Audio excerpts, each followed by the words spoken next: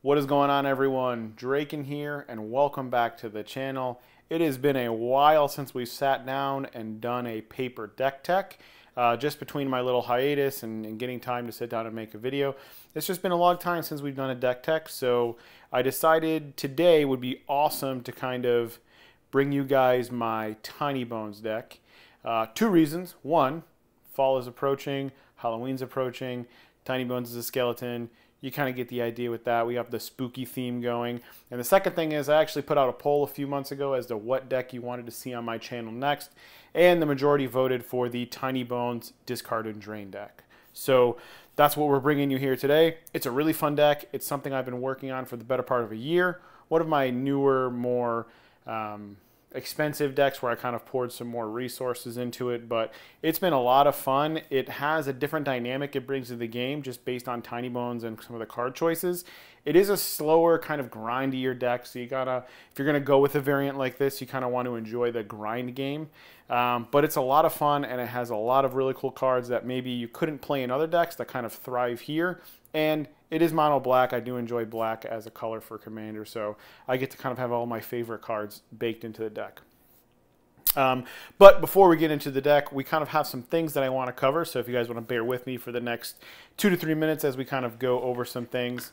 I'm currently in the process of building another new deck that I've poured a lot of capital into. It is something I featured on my channel in the past, but I've kind of never explored it on paper, so you guys can feel free to have some fun in the comments and kind of guess what kind of deck I'm building next. But it'll kind of spoil its way. I'm going to bring back Mail Day, so you'll see a lot of the contents of the deck and be able to kind of get a sneak peek as to what I'm making for Mail Day. And if you guys want to see the full paper deck, you guys could, you know, like, subscribe, or comment that you guys want to see the paper deck when the shorts come back. So, and that kind of brings me to my next thing, the Mail Days.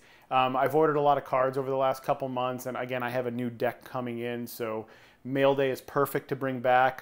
Some of you guys enjoyed it, some of you guys didn't, but the viewers that really did enjoy the Mail Day really enjoyed the Mail Day stuff, so it only takes me a minute or two to make a video on that. So I figured I'll bring it back, and it gives you guys some contents in the meantime.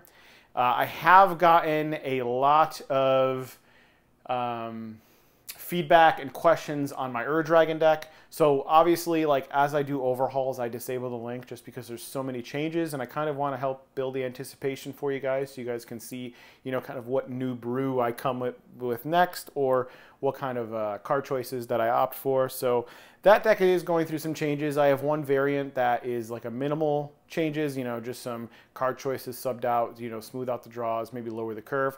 And then I have another variant that I'm really working on, that where a lot of the deck changes, a large percentage of the deck, besides from the land base. I go for different dragon choices, and I go for more of like a hard-nosed, big dragon kind of build. So I'm debating on which one I kind of want to solidify and which one I want to bring to the table for you guys. So just kind of bear with me on that. I'm hoping that the Dragon deck tech is my next, you know, full-length video that I put out. And as we encroach 1,000 subscribers here, I think that'll be a good reward for you guys just sticking with me. And that brings me to my next point. I appreciate each and every one of you that view, that like, subscribe, comment, interact. It goes a long way, and I know over the last 8-10 months I haven't posted a lot of videos, but you guys still subscribe to the channel, you guys still interact with the channel, you guys still interact with the Discord. And I appreciate you guys kind of understanding and working with me as, you know, I go through some life changes. I've had 2 different jobs in the last year. I've moved, you know, I got a family and kids. So my play group, you know, they've also had family and kids and changed jobs and things like that. So just getting together the last year or so hasn't been as frequent. And I appreciate you guys kind of fighting through that with me and just waiting and, you know, interacting along the way. So that does mean a lot. On the flip side of the coin, me and my group are getting together more frequently, which is nice. We've kind of gone away from, you know, large 6-hour Commander nights to, like, you know, 2-3 hour Commander nights where maybe we get like 2-3 games in, have a couple drinks. So it's starting to become more frequent, but they're not as long. So I don't have to bring as many decks with me. So I usually just bring like 1 or 2 decks that I want to test out, and I play those for a couple hours. But to circle back, thank you all. It is appreciated. It is valued. And I can't wait till we hit 1,000 subs. We are so close. Once we do, I'm going to start giving some stuff away. I have some goodies. Again, I've moved, so I've pulled out some, deck boxes and old play mats and things. These are all brand new. I just haven't gotten around to use them, and they just kind of take up space. So I'm kind of excited to give some stuff away. Be sure, if you want to interact with me in like a real-time basis, you're more than welcome to comment below, but join the Discord. We're active in there, kind of in waves. There are some days that are more active than others, but we talk Dragon, we talk card choices, we talk spoilers, and it's an overall a very good community, and you guys do a great job keeping each other educated on the meta, educated on card choices. I have some really competitive players in there. I have some more casual players and everything in between. So shout out to all you guys who interact in the Discord regularly. Big shout out to my guy WillUp88. If you guys are interested in somebody who takes Dragon and looks at it through more of a EDH lens, whereas I'm more of just kind of a high power casual end, WillUp88 is the man with the plan to go through. He has a very good Dragon perspective and a good list on on a CEDH perspective. And then while we're giving shout outs, I want to give a shout out to my guy David, aka Flippy. He gave me a shout out for a couple card choices in his Dragon deck. So big shout out to you, man. Keep up the good work. You do a great job with your videos.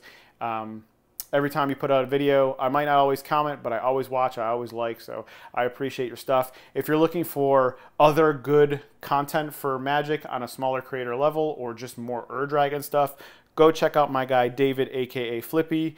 He is the man. He's great. I love his videos. And if you guys want to support the channel, I really appreciate it. It doesn't cost you any extra money, but at the if you watch my last video on the Dueling Guard product, I have a new TCG player affiliate link. They revamped their program, so my old link does not work anymore. It does not support the channel. So if you could do me a huge favor and kill the old link, get the new link that's in the description, bookmark it, save it, favorite it, and use that one moving forward. I appreciate it. Every little bit kind of goes back into the channel, and at the end of the day, goes into upgrading equipment, editing software, and things of that nature, so I appreciate it. Second shout out is my partner Dueling Guard. Dueling Guard makes awesome trading card game accessories with an anime aesthetic. I have some of their stuff that I showcased on my previous video, so please go check that out. They have a new line that they launched a couple weeks ago, a Dragon Ball Z line based on Gohan and Broly. You best believe I snagged the Gohan deck box on launch day. They do work on a pre-order system, so if you would like something, get your order in quickly with them. But they do anime-style deck boxes, play mats, you name it, it's in an anime aesthetic. They do my favorite, which is Yu Yu Hakusho. They got Bleach. I mean, they have it all, and they do really high-quality deck boxes for a standard deck box, which would hold like 2 60-card decks, or you can get the XL, which I get for my Commander decks, and it's great. They've also launched a brand new product, which I've also pre-ordered with them as well, called the Gauntlet.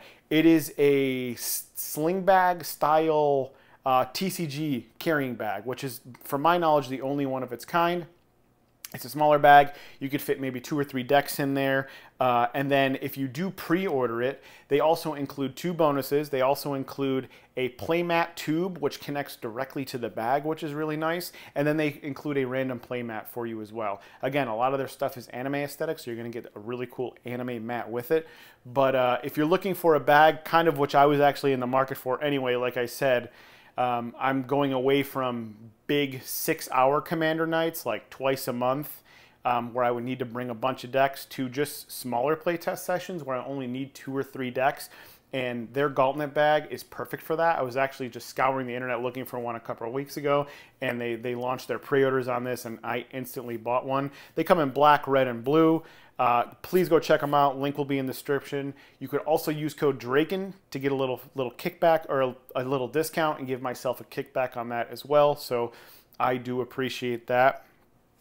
So with kind of all that being said and out of the way, let's get into the deck tech. All right, so diving into the deck here, you'll see on the table all of our discard spells. So being that we're in Tinybones, which we'll go over in a minute, our deck is heavily based on the strategy of discarding cards from either each player, but ideally our opponent's hand. So before we kind of get too far ahead of ourselves, we are doing the deck tech on this black and white Dueling Guard cloth playmat. I figured with them being a partner of the channel and kind of the black spooky theme, that this like kind of female Grim Reaper mat fits the aesthetic appropriately, and we are also going to be giving it away at 1,000 subscribers. So first, let's talk about our commander here. Tinybones Trinket Thief. This is the nice, interesting secret lair artwork. So Tinybones is 1 black and 1. He's a 1/2, so he's going to come out very, very early in the game. But at the beginning of each end step, if an opponent discarded a card, you draw a card and lose 1 life. So by playing our discard spells, ideally at instant speed, but a lot of it's sorcery speed or upkeep triggers, you could essentially draw a card at the end of each turn if you have the correct cards in play or you sequence your cards right. So even though you might have to discard a card, you're going to gain that card advantage back. So just by design, Tinybones is a very grindy card, and that is how I kind of built the deck. It's a little bit slower in terms of the strategy, but it's not slow in terms of power, if that makes sense. And then you could also tap double black and 4. Each opponent with no cards in their hand loses 10 life. So it ends up becoming kind of like a win condition if you get to the point of kind of critical mass with discards. Now, again, this is a discard and drain strategy, right? So we're looking to discard for card advantage, but also reap some benefits via drain when they discard those cards. So that is kind of why it's a grindy build. Now, there is an alternate route where you can amp the power up ever so much. You can cut some of the drain strategy and some of the other card choices, and you could add in your fast mana suite. So you could add in your Mana Crypt, your Mox Diamond, your Chrome Mox, your Jeweled Lotus, your Lotus Petal, and you could really pump the deck with those fast mana cards and kind of go for a Tinybones turbo build where you're looking to turbo out Tinybones on like turn 1 and then kind of go from there. But you know me, that's a very powerful strategy, but I like to kind of have some fun with it, and I did want this deck to be a little grindy. If that's not your style, you are more than welcome to cut some of the drain stuff and some of maybe some cards you don't like and go immediately into like a fast mana just to turbo out Tinybones, right? So again, the strategy here, at least the first slide, is discard. So I kind of have a suite of cards here. These are all creatures that ETB discard, right? So we have 1 black and 1 burglar rats. When it enters the battlefield, each opponent discards a card. So this is one of those that don't affect us, comes out early. We have Elderfang Disciple, 1 black 1. Each opponent discards a card. Again, very the same thing as burglar rat. Nezumi Informant, a 1/1 for 1 black and 1. Each opponent discards a card. And then we have Rotting Rats. This is 1 black and 1. Each player discards a card, so you have to discard 1 as well. But if you have Tinybones out, you're going to recur that value anyway. And then the reason why I included this guy, it does have Unearth. So for 1 black and 1, you could bring it back 1 time as a sorcery, doubling its value.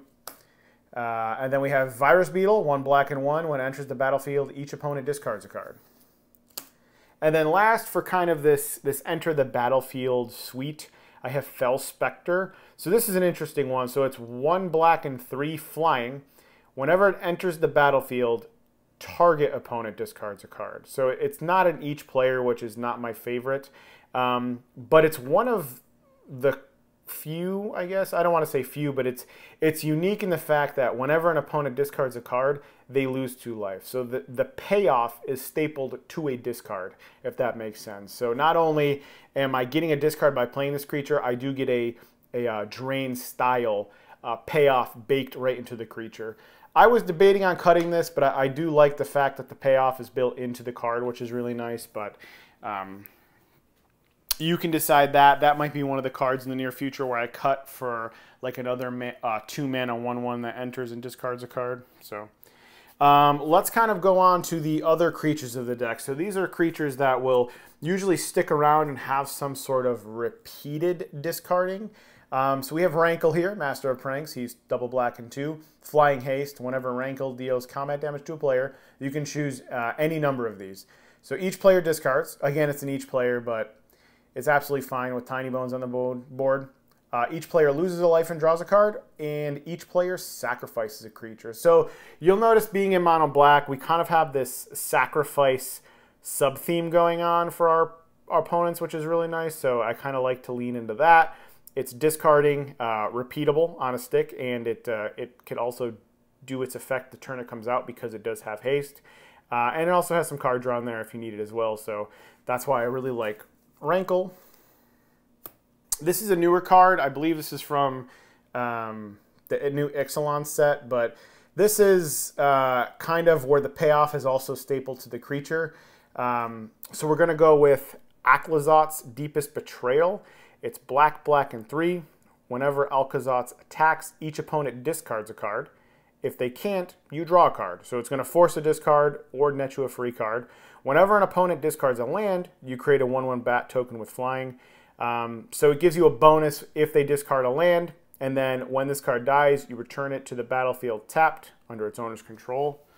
So again, this card has the payoff, or a payoff, and the discard staple to it, which gives it a lot of value. It transforms into a land, which taps for a black, and then you could actually pay black and 2 and transform it back if a player has 1 or fewer cards in hand. So you just kind of flip him back and forth. He becomes a nuisance. He's a really good card. One of the newer additions, but this card is insane. I really like Aklazot's. While we're on the topic of newer cards, Fel Spectre, there's something called Rottenmouth Viper. I might cut this for Rottenmouth Viper, but don't quote me on that. We have Cunning Leavemancer, which is, I think, one of 3 or 4 cards in the deck that do this kind of thing. So it's 1 black and 2. It's a 2/2. At the beginning of your upkeep, each player discards a card. So I draw for turn. Everybody discards, including myself. And then at the end of the turn, I will draw for Tinybones and kind of maintain my advantage while my opponents cannot. Cunning Leavemancer is very good. A little bit vulnerable being on a creature, but I really like this style of effect. And then we have Necrogoyf. Necrogoyf's power is equal to the number of creatures in all graveyards, so he could come out as a beefy boy. It's double black and 3. At the beginning of each player's upkeep, that player discards a card. So whereas this is on your upkeep, this is on your, each player's respective upkeep, they discard a card. So it kind of gives off a similar effect. And then if you end up discarding it for something like this or a discard spell, you can madness it back to the battlefield, which I've had to do a couple times. But this upkeep triggers each player discard. Creates a very unique style of gameplay because obviously each player untaps, right? Then they discard, then they draw a card, right? So, or they would draw for a turn. So it creates a weird dynamic where they have to see what's in their hand and they have to discard prior to their turn draw, which could create some very unique gameplay and put your opponent in positions to make mistakes. So next we kind of have just sorcery, speed, discard spells. These vary for purpose and reason, but we're going to start with Vicious Rumors. 1 black, Vicious Rumors deals 1 damage to each opponent. Each opponent discards a card, they mill 1, and you gain a life. Just very efficient discard that affects the table aside from yourself. The milling is kind of decent, right? You might be able to get lucky and hit a card, but it's really just in there for a 1 mana, each player discards a card. We have Atrial Flow. It's double black and 1. Each opponent discards 2 cards. If you control a vampire, which I don't think there's any in this entire deck. Well, there's one. No, he's a bat god. So we don't have any vampires in here. So you're not going to get the second effect off where you get to gain 2 and drain for 2. But it's a 3 mana. Each opponent discards 2 cards. There's a lot of value in there. You're spending 1 card and you're getting rid of 6, which is pretty good. We have kind of a beefier spell here. This is Bad Deal. You draw 2 cards. Each opponent discards 2 cards, and each player loses 2 life. So they're going to net 2, and they're going to go down -2 each. So it's an 8-card swing for 6 mana, and there's a little bit of life loss in there as well. One of my favorites here, I just really like the artwork on this promo, the way the foil pops. I really like this card. Siphon Mind, it's 1 black and 3. Each other player discards a card, and you draw a card for each card discarded that way. So you'll notice when we go over the other categories, my quote-unquote pillars that I use when deck building, which is like ramp, removal, board wipes, you know, engine, things like that. There's not a lot of card draw built into the deck because of, you know, Tinybones is an engine on its own. But we do have some overlap where we want to be able to draw cards, you know, in case Tinybones doesn't stick, or, you know, we're in a more of a rough spot. Maybe we miss some land drops or something. So we still want to be able to discard cards. The last kind of sorcery speed one is Chain of Smog. This is an interesting card. It's not in here for the most complex reason, but it can be effective. So 1 black and 1, target player discards 2 cards from his or her hand. Then that player may copy the spell and choose new targets for the copy. So I can choose any player at the table, they discard 2. Then they could pick a player, they discard 2. And it kind of can go infinite. I don't usually resolve this spell because it could just backfire, right? I choose player A chooses me, I choose player B, and I would just discard my whole hand, right? But you'll see in the corner here, and we can skip right to this card as well. Oh, nope, wrong one.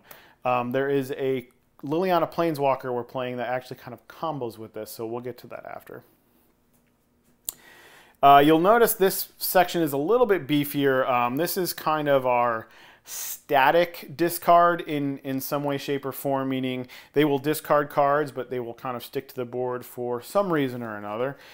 So we have Liliana of the Veil here, and I know I don't think very many of my deck techs have Planeswalkers in them, and again, I'm not super a fan of Planeswalkers, but I figured for 3 mana, each player discards a card is not a terrible rate. And then it also has some removal baked in, and then if you ever get her ultimate off, it is what it is. But the idea behind Liliana is one of 2 things. You cast her for 3 mana, each player discards a card, and the table kind of goes like ape mode and just tries to kill it, which is fine. I mean, you could kill Liliana. It was 3 mana, each player discards. I got my value out of it, right? So if the play group decides to be apes, which does happen, she'll die. But there is a play group I have that is a little bit more keen to like Planeswalkers not being super effective, and where they will kind of ignore Liliana for a turn or 2 and then kind of do away with her when they can.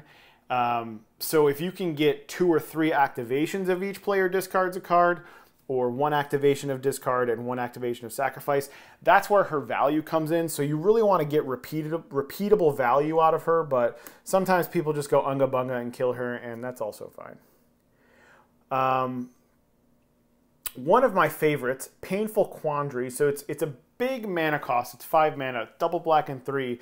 But again, it's one of those cards that have the payoff built into the discard, right? So whenever an opponent casts a spell, they lose 5 life unless they discard a card. So they have to choose every spell they cast, whether or not they want to discard discard a card or lose 5 life. So usually, kind of, if this card hits the table turn 4 or 5, they will always discard a card. But you combo this with, you know, some of these spells and some of these, people start to sit on like 1 or 2 cards in hand.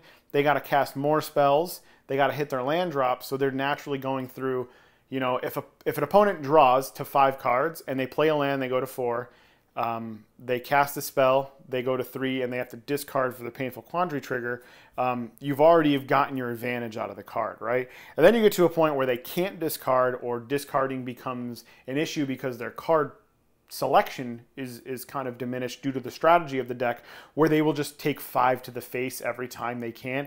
And that adds up quick, especially with a lot of the other card choices that we have in here. The discard drain strategy starts to kick in, and 5 life quickly turns to 10. So it's great. I love Painful Quandary. We have Gibbering Descent. It is black, black, and 4. It also has the madness cost for black, black, and 2. So if we end up discarding this off of our own abilities, we could cast it for cheaper. But at the beginning of each player's upkeep, that player loses a life and discards a card.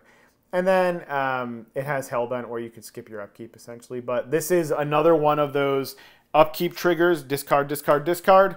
We love it. It guarantees our discard on our opponent's turn, so that we can trigger Tinybones multiple times on the rotation. It's great to trigger this and at the end of the turn draw a card. But when you have these upkeep triggers, you can trigger Tinybones at the end of each end step if a player has discarded a card. So, for example, on my turn, if I played this, at the end of my turn, I would draw a card. But if I pass over to player A and Gibbering Descent kicks in, at the end of their turn, I draw a card. And then they pass, at the end of that player's turn, player B, I draw a card. And they pass to player C, then I draw a card. So across the rotation, you've drawn 4 additional cards. And that's kind of where we want to lean into. We have Anvil of Bogarden, which is an artifact, 2 mana. Each player skips their discard phase, which is pretty sweet. And during each player's draw phase, that player draws an additional card and then chooses and discards a card. So this is just one of those things where it guarantees we get that Tinybones trigger. It does draw an additional card, which gives more card selection to our opponents. So there is some diminished returns in that. But they still have to discard a card. So they're not ever going to be up cards. They will always have the amount of cards they are supposed to based on the mechanics of Magic, but they get a little bit more selection, but it also guarantees a discard, and it does only cost 2 mana. So that's kind of why, you know, like why wouldn't you just play another card like Gibbering Descent? Why would you give your opponent that selection? Well, the selection is, again, it's minimal value, but value nonetheless. And this only costs 2 mana. It is an artifact, so you can interact with it differently, and so that's why we go with Anvil. One of my favorites, another Secret Lair artwork. We have Bottomless Pit here. Black, black, and 1 at the beginning of each player's upkeep. That player discards a card, but this one is at random, so you can hit anything. You know, a lot of these cards, when they discard, they give your opponent the choice, which is fine, but this does not give the player the choice, including yourself, but for us, it doesn't really matter. So it being completely random can discard some potential combo pieces from our opponents at all points of the game. And then you got to love the flavor text, right? So, love to see it. Necrogenmis. This is 1 black and 2. At the beginning of each player's upkeep, that player discards a card. We've kind of gone over effects like this. You kind of know why it's important. Eat My Dust flesh bags. Nice little flavor text. We have Oppression. It's black, black, 1. Whenever a player casts a spell, they must discard a card. So whereas Painful Quandary, they have the option, which we do like to lean into based on the strategy, for 2 less mana, you get the same effect where whenever they cast a spell, they discard a card. And again, in a grip of 5 cards, playing a land and casting a spell, you are now down 3 cards from your hand. And you could only do that so much. And we have some newer stuff here. We have Hopeless Nightmare. This is an enchantment for 1 black. When it enters the battlefield, each opponent discards a card and loses 2 life.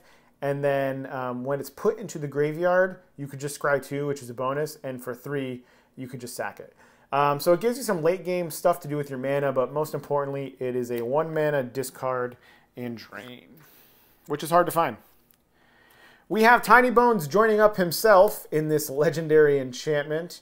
For 1 black, when Tinybones joins up, enters the battlefield, any number of target players each discard a card. So obviously you choose all 3 of your opponents. And whenever a legendary creature enters the battlefield under your control, target player each mill a card and lose 1 life. Yeah, I guess it's kind of cool if you wanted to mill somebody. I don't know. There's a lot of graveyard strategies. You know, if they're at the table, you probably don't want to do that. This is just a 1 mana, everybody discards something. So we're being very mana efficient, which allows us to keep our curve low and to play, you know, a fair amount of lands.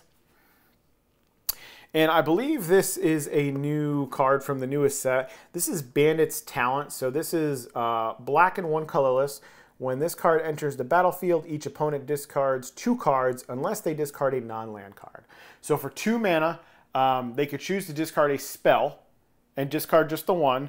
But if they discard anything else, they have to discard 2. So 2 mana, pretty good rate for the enchantment. But for 1 black, at the beginning of each opponent's upkeep, if that player has 1 or fewer cards in hand, they lose 2 life. So for an extra mana, right, you get the payoff for the discard. So essentially for 3 mana, you get the discard and you get the drain in there as well. I really like that. Again, if the discard and the payoff are stapled to the same card, we want that. And then for 1 black and 3, at the beginning of your draw step, draw an additional card for each opponent who has fewer than 1 card in hand. So you get some card advantage out as well. I'm going to be transparent. Unless I have a ton of mana, I never level it up to level 3. But I do cast it and level it up to level 2 frequently because it just gets our engine there.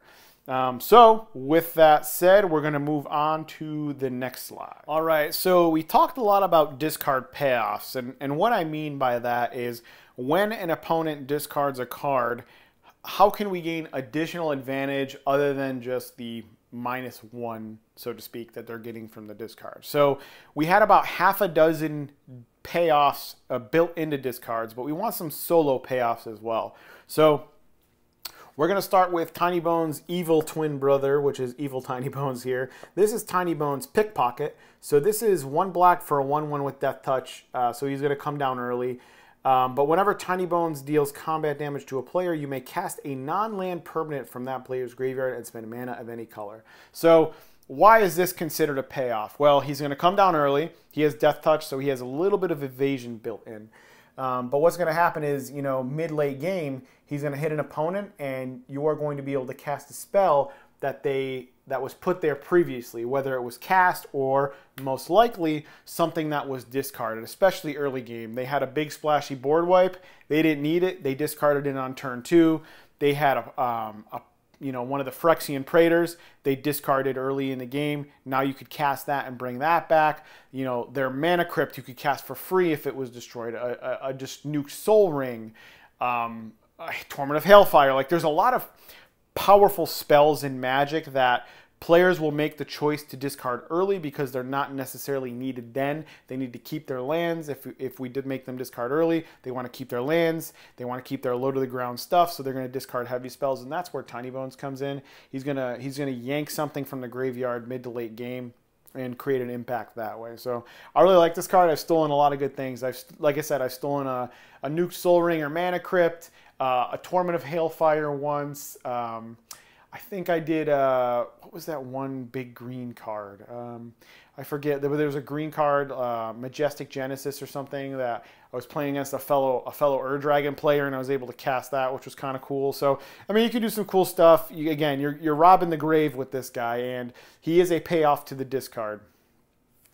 We have a couple of quest counter cards here. So the first we have Quest for the Nihil Stone. Whenever an opponent discards a card, you may put a quest counter on this. So for 1 black, comes out turn 1, and it's just going to kind of sit there and wait to accumulate value. And then at the beginning of each opponent's upkeep, if that player has no cards in hand, and Quest of the Nihil Stone has 2 counters on it, you may have that player lose 5 life, right? So it's kind of going to come out early, and it's just going to sit there. And if they nuke it, they nuke it. It's fine. But if they don't, as the game progresses and hands become smaller, things start to dwindle away, they're going to take additional damage at their upkeep. And again, not only are we discarding cards, but we have this drain strategy built in to where, you know, I gain 2, you lose 2. I gain 1, you lose 1. I gain 4, you lose 4. And that starts to add up, and it puts players in a bizarre position to have to kind of make some choices to end the game quickly. This is probably my favorite 1-mana card in the deck. It's probably secretly one of the best cards in here, but Bloodchief Ascension is 1 black. At the beginning of each end step, if an opponent lost 2 or more life, you may put a quest counter on this. Whenever a card is put into an opponent's graveyard from anywhere, if it has 3 or more quest counters, you drain 2. So again, you want to play this early. You want to get the quest counters on it, so each time a card goes to the graveyard via discard, you drain for 2.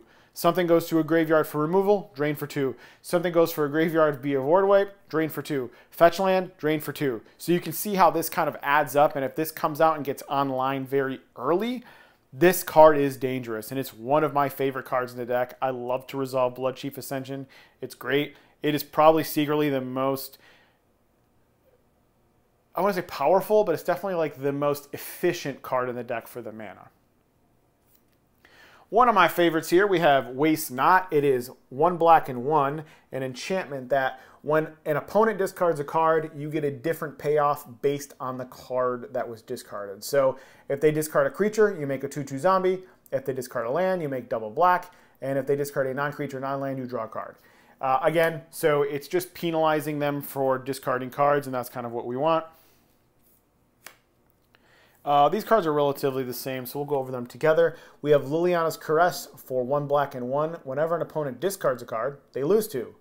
Megrim, whenever an opponent discards a card, they deals 2 damage. This is 1 black and 2. Roughly the same card, right? And if you have like Blood Chief in one of these, or you have 2 of these on the battlefield, you know, now we're dealing with 4 damage per card discarded, plus any other triggers we have. So things start to add up very quickly. I would say probably by turn 4 or 5, depending on how much ramp you have, and when you head into turn 6, the pace of the game starts to click with the table, and they're like, oh crap. We're in a position where, you know, we've each discarded 4 cards. You know, we've gotten drained down to 20. This has kind of slowly happened over time, but we're just starting to register it. We need to do something. And that's kind of when you kind of get arch nemesis. But at that point, it's kind of too late, right? I've accumulated so much value off Tinybones and my drain and my discard spells that even if you decide to band together as a table, I don't know if you can deal with it. So that's where that comes in. It becomes kind of a win con at that point. Sir Conrad, one of my favorite cards in the game. Black, black, 3, 5/4 legendary. Whenever another creature dies or a creature card is put into a graveyard from anywhere other than the battlefield, or a creature card leaves your graveyard, each player takes 1. Or each opponent takes 1, and then you can 1 black and 1 in mill. But this is essentially just a good black card, and it kind of synergizes with pinging when things are discarded. I have Geth's Grimoire. It's an artifact. It is 4. Whenever an opponent discards a card from their hand, you may draw a card. So it's kind of just like a faster Tinybones. So if Tinybones, you know, doesn't stick or has trouble sticking, Geth's Grimoire gives you the card immediately. So if I play 2-mana guy, everybody discards a card, I can then draw. So yeah, I like Geth's Grimoire. It kind of keeps you in the game. And again, if Tinybones has trouble sticking, he's there to save the day. And then we have Turgid, God of Fright. So we're not going to talk about the back a ton, but Turgid is kind of one of the boogeymen of the format, usually as a commander. And in a deck like this, you can understand why Turgid would be one of the best, if not the best payoff in the deck. So it's black, black for a 4/5 legendary god with menace. Whenever a player sacrifices a non-token permanent or discards a permanent, you may put it onto the battlefield under your control. So if you get Turgid out, whatever they discard, as long as it's not an instant or sorcery, you're going to be able to get that. And then you could also cast it for the Lantern, but target player loses free life unless they sacrifice something. You can untap it. We're never going to do that. We're casting it for the big boy side, which allows us to steal cards from our opponent, again, via discard or sacrifice. And as we get into the removal suite and into things a little bit there, you'll see that there are some sacrifice synergies where we can take things that are already on board, but again, primarily in there to steal the things that we could discard from our opponent's hand. All right, heading into some ramp and tutors, and again, we're in a low mana curve and we're in mono black, so the ramp does look a bit different than some of my other decks. But again, we are in mono black, so we have ways to get to things like Urborg and Nykthos. So again, our ramp looks a little bit different, but we want to see those powerful ramp cards. So kind of going into the artifact end of things, we have Soul Ring. We're not going to talk about it other than the fact that I have this cool Commander Collection black, and I thought it would be perfect for this deck. Yeah, Soul Ring.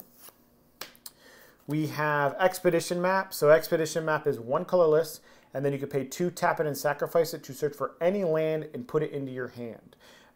So this isn't really ramp. I just kind of put it on the top row because it doesn't necessarily ramp you an additional mana. It is more of a tutor than anything, but it gets you Urborg, Cabal Coffers, or Nykthos, which are one of the 3 main lands that we're looking for in the deck to help speed up our mana acceleration. So not ramp, more of a tutor, but I just included it with the rest of the artifacts. Wayfarer's Bauble, I really like this card in monocolor decks for some reason outside of green. I just think it allows you to have some early game plays and the mana efficiency in monocolor decks quite well. So 1 colorless, and you can pay 2 and sack it. Sacrifice Wayfarer's Bauble, search for a basic, and you put it onto the battlefield. So whereas Expedition Map gets you any land to your hand based on power, this actually ramps you and gets you a basic onto the battlefield. And then we have Jet Medallion for 2 colorless black spells, which is, I believe, the whole deck.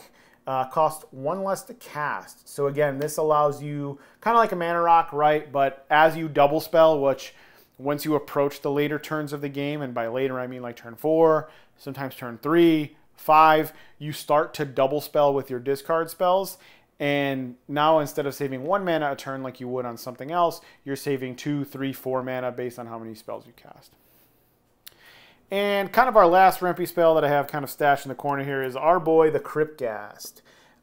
Those of you who have been around for a while know Cryptghast. I like this card a lot. It is black and 3. It has Extort. So whenever you cast a spell, you can pay black or white, and each opponent loses 1 life and you gain that much life. So Extort is just a free trigger, so that's why we're kind of having it in here. It allows us to sink some mana into things as well, and it plays into the drain strategy. And obviously there is a white mana symbol there, but the rules text and ruling with that is you can play these in monocolored decks, so in case anybody didn't know. And then whenever you tap a swamp for mana, you can add an additional black. So basically, each swamp taps for double black, so it's a bit of acceleration. It's kind of another copy of our power lands and stuff in there, as I call them. So Cryptghast kind of fits the bill for us. So again, I'm going high power, right? So this is designed to compete at the tables with the rest of the decks that I have showcased on the channel. We're not CEDH, but we are quite high power, just right under that CEDH. So we are playing a suite of tutors. You'll notice the omission of Imperial Seal. I only have 3 Imperial Seals, and they're in other decks right now. In the coming months, I am going to purchase another one to toss in here.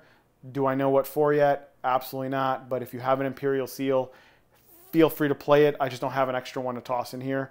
But with that said, we are playing the rest of the kind of big boy tutors. So we'll get into Vamp Tutor. 1 black, search for any card and put it on top, lose 2 life. We have Demonic, which is 1 black and 1, search for any card, add it to your hand. We have Diabolic Intent, which is 1 black and 1, sack a creature, search for any card, put it into your hand. And the reason we're playing Diabolic Intent is because we do just have a lot of these like just dummy creatures. Let me see if I can find one. Like those 2 mana BS guys. Yeah, we have a lot of these. And once you cast them, they kind of just chump block or sit on the battlefield. So it's just a free basic demonic tutor because it's done after that point, right? We don't really need the card after it's entered the battlefield. So I figure Diabolic Intent is a solid tutor to play. And then we have Grim Tutor. So the only reason I'm playing Grim Tutor, I do not like 3 mana tutors really at all, but the reason why I'm including it in here, and this is the cool Secret Lair silver artwork, so hopefully you can get a really nice shot of that. But the reason I've opted to play Grim Tutor was because when you're not playing CEDH, you do have time to hit to that 3 mana. I do believe there's even some CEDH decks that play Grim Tutor. So it's efficient enough. And we do have some heavy combos in the deck, but like, again, our ramp package is very thin. I want to see Urborg, Cobble Coffers, and Nykthos, and I want to see those 3 cards every single game to kind of keep the pace with some of these other green decks out there. So that's why I included the Grim Tutor. Again, ideally, I would put my 4th Imperial Seal in here to kind of give me that redundancy. And again, we also have the Expedition map to kind of grab those as well. So on to the next. Okay, so next is one of the most crucial parts of kind of deck building in general that I feel like gets overlooked. And it's very important as you climb higher up the chain, and it becomes more important based on the colors that you use, because certain colors just don't have access to certain kinds of removal, right? Black and other colors outside of blue traditionally don't have access to the best counter spells, right? And you know, red doesn't have the best single target removal, just ubiquitous, right? It has more deal damage. So being in black, I kind of wanted to maximize the efficiency of our spells. I wanted really good pinpoint removal. I wanted some sacrifice in there, and then I wanted some more on the board wipe end because we are a grindy deck. More board wipes is kind of like a positive for us. And I really wanted to lean into the removal, right? So if we're looking at just this section alone, we have 1, 2, 3, 4, 7, 8, 9, 13 different removal spells, plus whatever else has been peppered throughout the deck and that we're going to kind of showcase in a little bit. So let's get on to kind of the single target removal spells.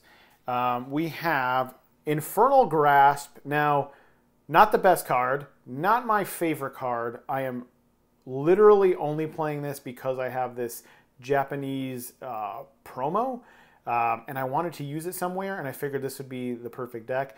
Again, not the worst removal spell, definitely not the best. If you want to play something different, you could play like Dismember.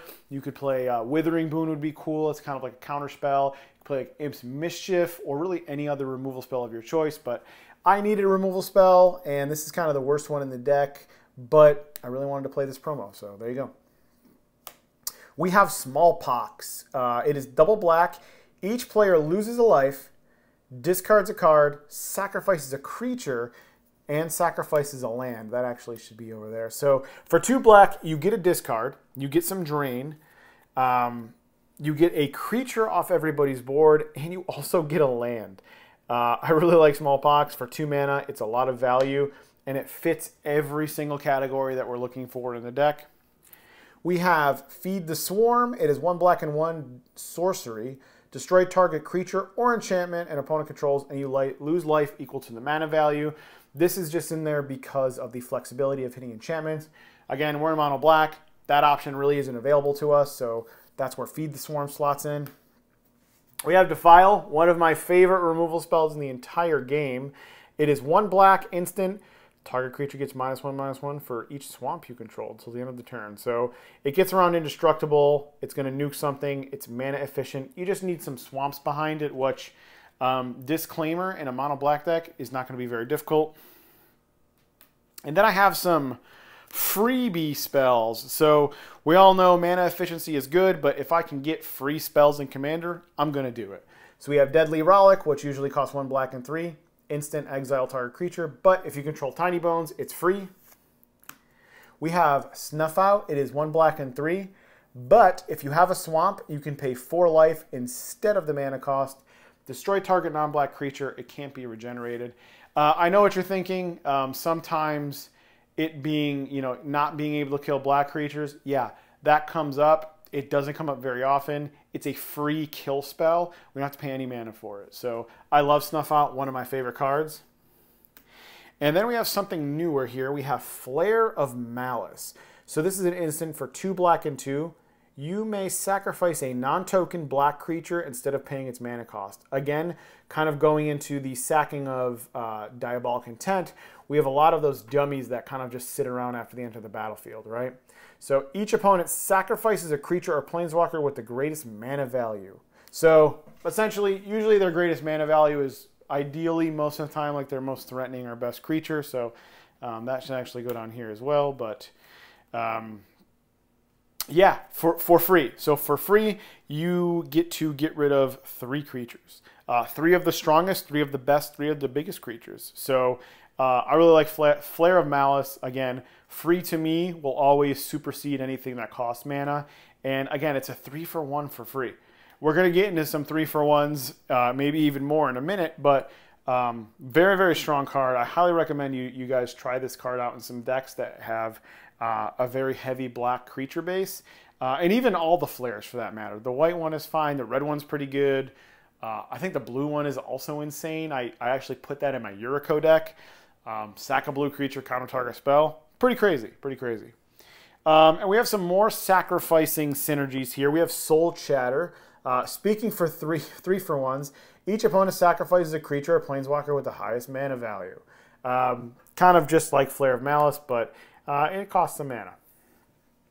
But it's also an instant too, so it has value there. And then we have some more sacrifice triggers with Sheoldred. So this is black, 3. Menace. When it enters the battlefield, each opponent sacrifices a non-token creature or planeswalker. This is good for those weenie token decks. They can't get around by sacking, those Edgar decks, Edgar Markov, those Spore decks, whatever millions of token decks that are out there. They can't sacrifice those weenies to get around your ability. And then you could pay 1 black and 4 to exile Sheoldred and transform it.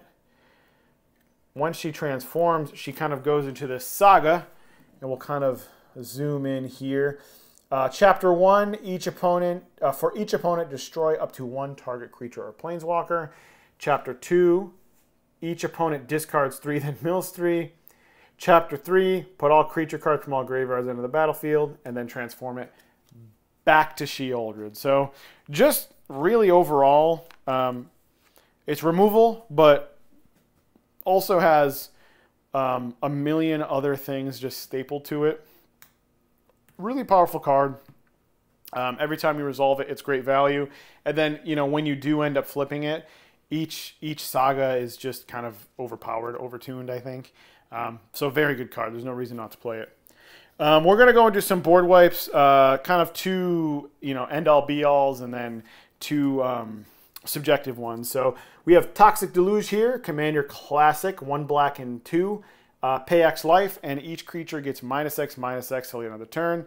Again, just very efficient board wipe, doesn't cost a ton of mana, and it gets around things like Indestructible. 1 Damnation, you could play any board wipe you want. I'm not sure if Damnation is best in slot.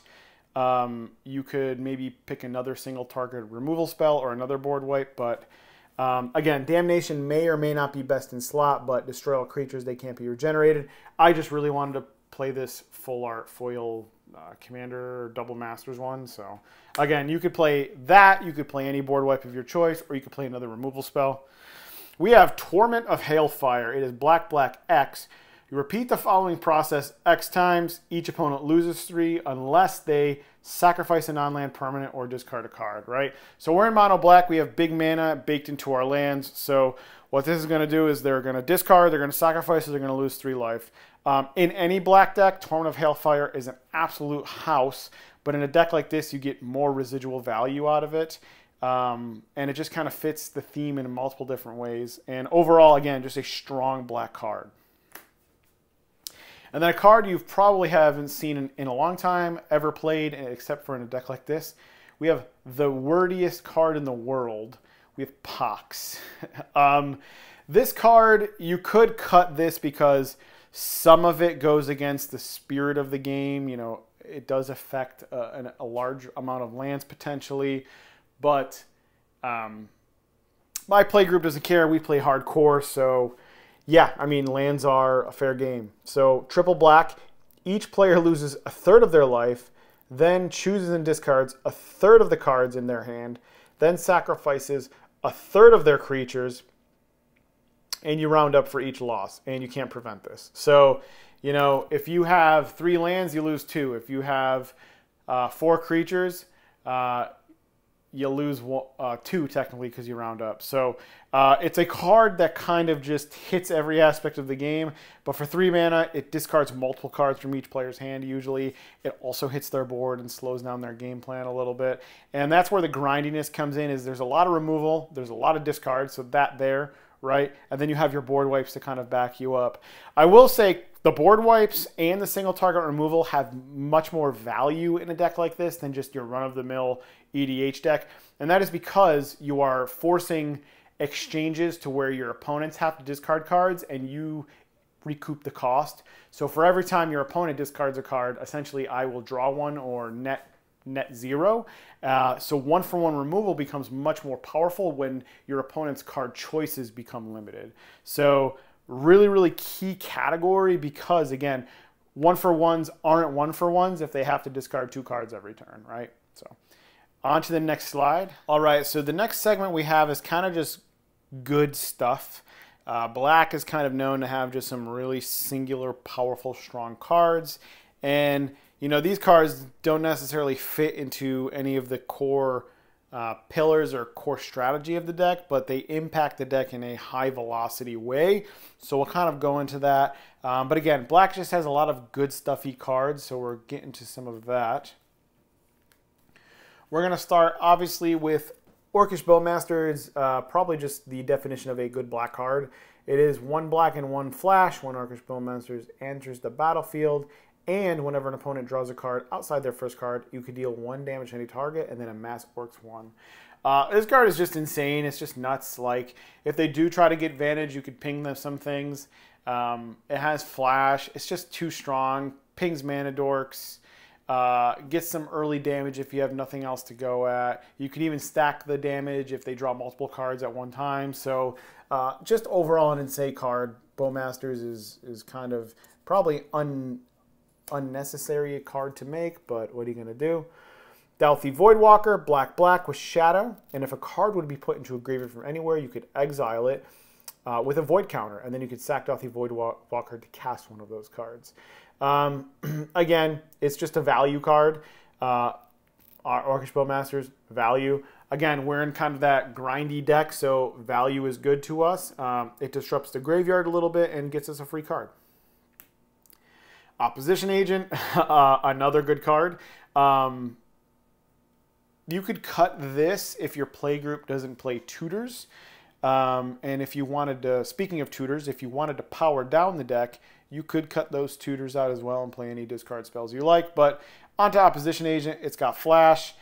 You control opponents when they search their libraries, and when an opponent is searching their library, you could exile each card they find, and you could cast them. So just another good stuff black card that disrupts strategy. Again, we are high power, right? So we're playing with combo decks. We're playing with decks that are teetering on the edge of CEDH, right? So there's 2-card combos, there's 3-card combos, there's, you know, 1-card end the game stuff in there, right? So we need to be able to control the game, and that's where a lot of these black good stuff cards will come in, because they allow us to kind of be competitive, right? And then we have Gray Merchant of Asphodel. So this is black and 3. Whenever Gray Merchant enters the battlefield, each player loses X and you gain X, where X is the devotion to black. So if you recall, obviously all of our creatures will have black pips, some of them with multiple. We have a lot of enchantments in the deck, all with 1 or more black pips. So getting like 10, 12, 13, 15 devotion, it does happen, and it's just a huge swing to the table. And then the game's over, right? If you resolve a 10 devotion Gray Merchant, the game's over, right? Like, unless somebody on their turn whips out an infinite combo, it is what it is. The game's over either way, right?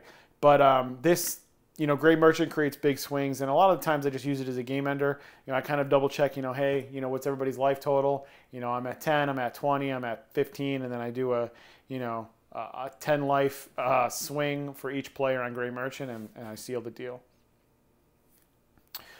Bolas's Citadel, another just good black card. Legendary artifact, black, 3. You may look at the top card of your library, and you may play the top card of your library if you pay life equal to its mana value, and then you can sack 10 non-land permanents for each player to lose 10 life. That bottom part, I mean, it's relevant. It doesn't even need to be there, but sometimes you could just sack 10 things and end the game. But we all know why it's in there. It is basically free card draw, so I could look at the top card of my deck and cast it for life total. We do a lot of draining, so we're going to have a lot of surplus of life usually. And on top of that, your curve is low, right? So not ideally, but in a perfect scenario, you could chain multiple spells together is kind of what you go for, right? So if we look at things like all of our little weenies that hit the board and each player discards a card, those only cost 2. We have a lot of enchantments that cost 1. We have enchantments that cost 3. So there's a low curve to the deck, so you can kind of sling out multiple spells in the course of a turn with Bolas's Citadel. We have Yawgmoth's Will. It is black and 2. Until the end of the turn, you may cast cards in your graveyard as though they were in your hand, and then you exile them after you cast them. So you don't need to play Yawgmoth's Will. It's not needed, but I feel like it's a powerful card to, again, just end the game. If I have a graveyard full of discard spells or removal spells or both, casting Yawgmoth's Will, getting 10 mana off of Cobble Coffers or Nykthos, then I could cast those again to gain control of the game. Very good card overall. Again, not needed, but it gives you that late game grindiness that we look for to just kind of rinse and repeat the same spells the table already saw.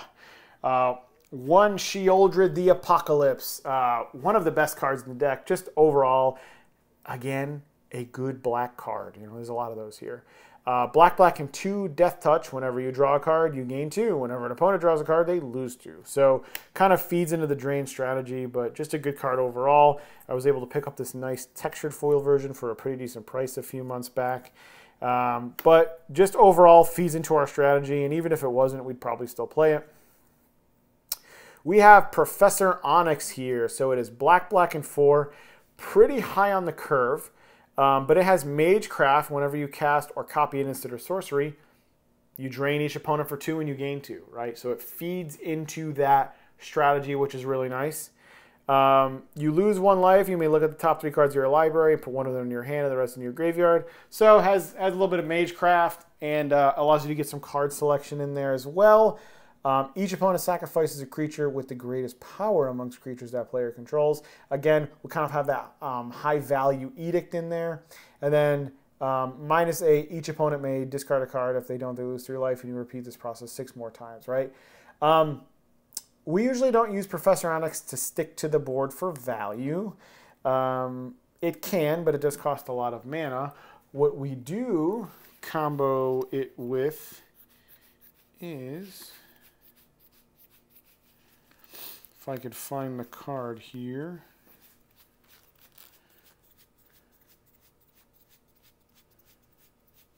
Huh. Where did it go? Ah, here it is. Sorry about that. We combo it with Chain of Smog. So this deck does have an infinite combo in it. So you can cast Professor Onyx, and then every time you play a spell, you drain, right? What you can do is then cast Chain of Smog. So target player discards 2 cards, you choose yourself, and then you could choose to repeat that process on any player, including yourself. So essentially you Chain of Smog yourself infinite times, and then you drain for 2 life each cast, right? So that goes infinite, and you win the game. So pretty fun. That's the main reason Professor Onyx is in there. If you wanted to power down the deck, you could absolutely cut Chain of Smog and Professor Onyx, but that's just what we went with because we're going high power. All right, to round out the last segment of the deck here, it is my favorite and yours, the land section. Not as exciting as some of my, 5-color decks because we could play so many different lands. In a monocolor deck, you're just kind of forced to play a chunk of basics. And given the strategy we went with as well, we did want a heavy amount of swamps to supplement the couple coffers. So let's go into the land base.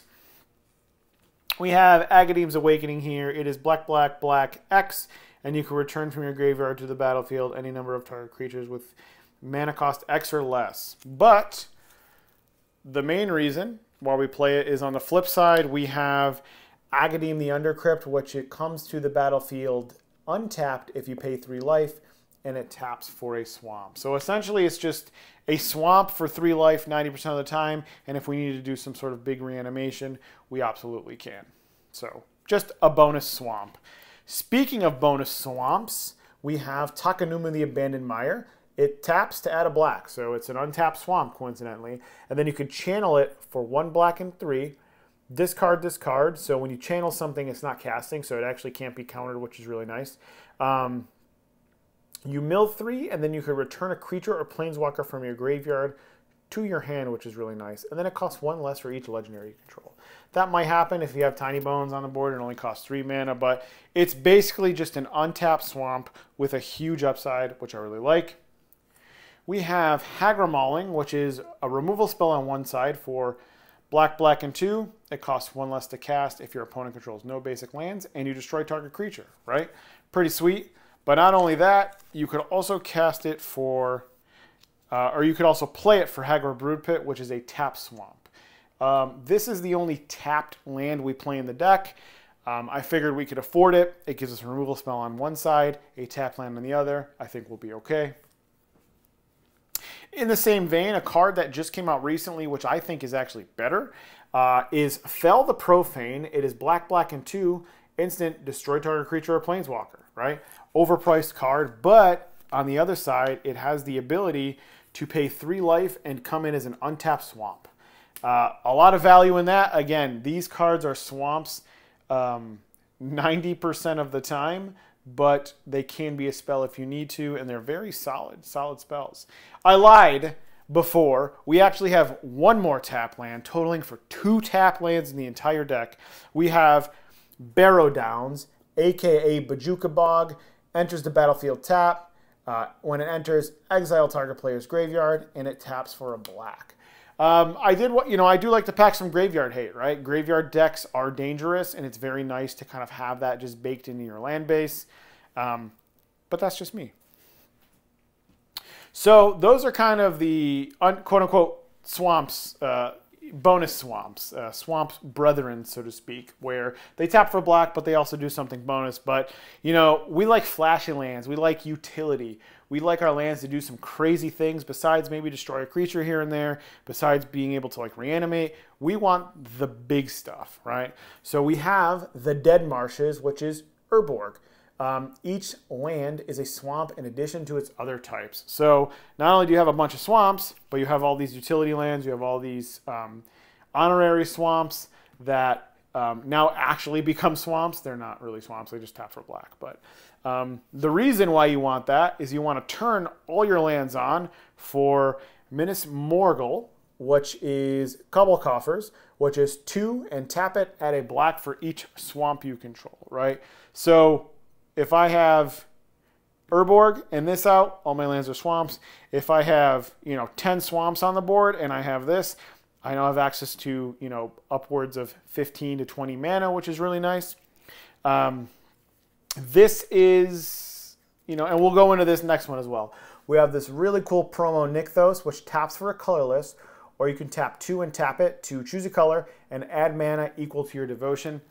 Obviously, we're going to choose black, but we do have a lot of cards. We usually have a chunk of devotion. I have, 5, 6, 7, 10, 12 devotion on the board, and it's nice to turn that into some positive mana.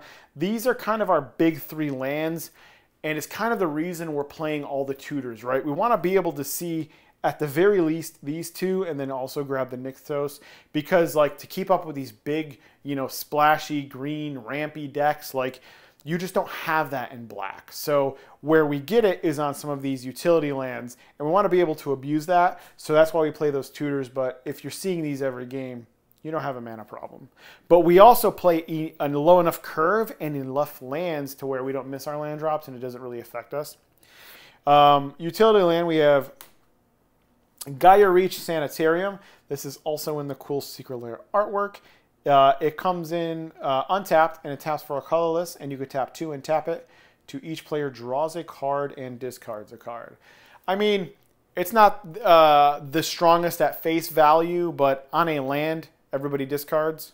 It's free. Anything staple to an untapped land is a free roll, and we'll take the free roll. And then we have this really cool From the Vault Strip Mine.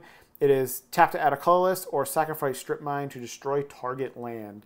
We're at high power. My table plays, opposing Urborgs and Couple Coffers. They play the Gaia's Cradle. They play the Volora's Stronghold. They play the Nykthos. They play all these really powerful lands, and you just need a way to answer it. So we have Strip Mine. And then the last is I opted for, obviously we're mono black, so a lot of swamps, but I did opt for the cool, I believe this was the new Unhinged set. I forget what it's called, but I opted for 25 of these Galaxy Swamps. I just like the aesthetic, and I thought it fit really cool with the deck. So that rounds out the land base. Again, summary is here. We have our powerful utility lands, we have our honorary swamps, and we have our actual swamps. And folks, that is it. That is our Tinybones Trinket Thief Discard and Drain on a high power scale. I hope you enjoyed it. I enjoyed making it. I enjoyed making the video. I enjoy playing it. Again, it's a very fun kind of grindy mono black deck, and if you like that, it's great. Again, and you could also make some card choices on your own to change the cards around a little bit. I do appreciate you guys sticking around. Again, this is the first deck tech I've made in a while, so it's been long awaited. I do want to get back on an upload schedule, so I'm going to try to come up with a schedule as we kind of encroach the next couple weeks here. We're almost at 1,000 subscribers, guys. We're at 950 plus, so I appreciate you guys. Every one of you is subscribed, and if you're watching this and you're not, feel free to drop a sub, comment, a like. It does go a long way. Be sure to use my new TCG affiliate link And check out duelingguard.com because they have some great products and every bit kind of goes back into the channel. But with all that said, guys, I appreciate you stopping by, and I'm out.